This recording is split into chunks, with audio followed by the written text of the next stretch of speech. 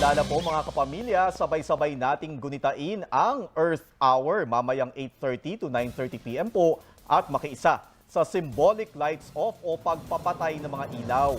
Gagawin ito sa iba't ibang sulok ng mundo bilang parte ng pagtitipid para maibsan ang global warming.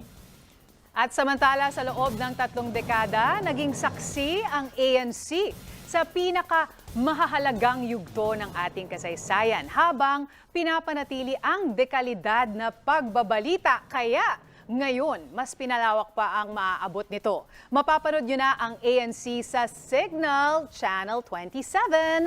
Mas maraming choices, mas malalim na pananaw, pero ang tapat at responsableng pamamahayag na kinagisnan ninyo, hindi magbabago. ABS-CBN News Channel, nasa Signal na.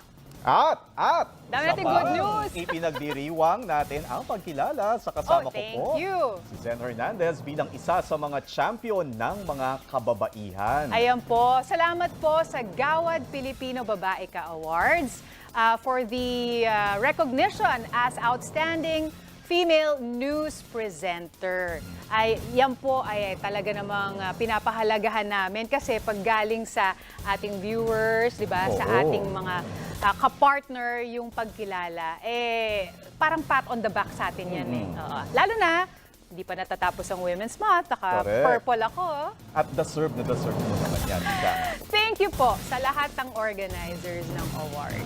Congrats. Thank you, partner. At yan po mga balitang nakalap sa aming tuloy-tuloy na pagpapatrol. Ako po si Adrian Ayali. At sama-sama rin po tayo gabi-gabi sa ABS-CBN All TV 2. Sa ngalan ng ABS-CBN News in the service of the Filipino, ako po si Zen Hernandez. Andito kami naglilingkod sa inyo saan man sa mundo.